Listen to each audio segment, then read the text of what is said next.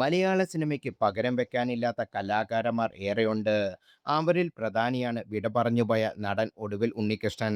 സത്യനന്ദിക്കാട് സിനിമകളിലെ നിറസാന്നിധ്യമായിരുന്നു അദ്ദേഹം.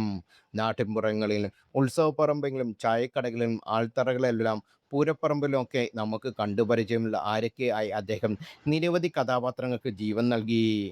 ചിരിപ്പിച്ചും ചിന്തിപ്പിച്ചും കരയിപ്പിച്ചും ഒരു കാലത്ത് മലയാള സിനിമയിൽ നിറഞ്ഞു നിന്ന ആ നടന്റെ ആരോഗ്യം നശിപ്പിച്ചത് മദ്യപാന ശീലമാണെന്ന് പറയുകയാണ് സഹപ്രവർത്തകർ.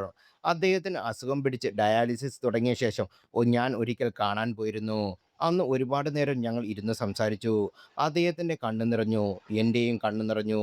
ഇങ്ങനെ ഒരു രോഗാവസ്ഥയിലേക്ക് വരുമെന്ന് അദ്ദേഹം ഒരിക്കലും കരുതിയിരുന്നില്ല. എല്ലാവരും കുറ്റപ്പെടുത്തിയിരുന്നു. മദ്യപിക്കുമായിരുന്നു. പക്ഷെ ഒരിക്കൽ പോലും മദ്യപിച്ച് വഴക്കുണ്ടായിട്ടില്ല. വളരെ സരസമായി സംസാരിച്ച് കൂട്ടുകൂട്ടുന്ന ആളായിരുന്നു. രസതന്ത്രത്തിലെ സെറ്റിൽ വെച്ച് ഒരുപാട് സംസാരിച്ചു. ഇനി ഇങ്ങനെയൊരു ഉണ്ണിയേട്ടൻ കാണണം എന്നില്ല. ഇടയ്ക്ക് വിളിക്കാം എന്നൊക്കെ ഞാൻ പറഞ്ഞു. പിന്നീട് അറിഞ്ഞത് മരണവാർത്തയാണ്. എന്നെ ജോസേട്ടാ എന്നാണ് വിളിച്ചിരുന്നത്. ഞാനും ഉണ്ണിയേട്ടനും അദ്ദേഹത്തെ വിളിക്കും. ഞാൻ എപ്പോൾ ഓർക്കുമ്പോഴും വല്ലാത്തൊരു വിഷമാണ്. എന്തെല്ലാം കഥകൾ അദ്ദേഹം പറഞ്ഞിരുന്നു. പിന്നെ അദ്ദേഹത്തെക്കുറിച്ച് ചില കഥകൾ ചില നടന്മാരുണ്ടാക്കി. മദ്യപിക്കുന്നത് കൊണ്ട് അദ്ദേഹത്തെക്കുറിച്ചുള്ള കഥകൾ ഉണ്ടാക്കിയാൽ പ്രശ്നമില്ലെന്ന് കരുതി കഥകൾ ഉണ്ടാക്കി പറഞ്ഞവരുണ്ടെന്ന് സഹപ്രവർത്തകൻ ജോസ് പറയുന്നു. സുഹൃത്തുക്കളാണ് ഒടുവിലുണ്ണിയെ മദ്യം നൽകി നശിപ്പിച്ചതെന്ന് നടൻ ജഗദീഷും ഒരിക്കൽ തുറന്നു പറഞ്ഞു.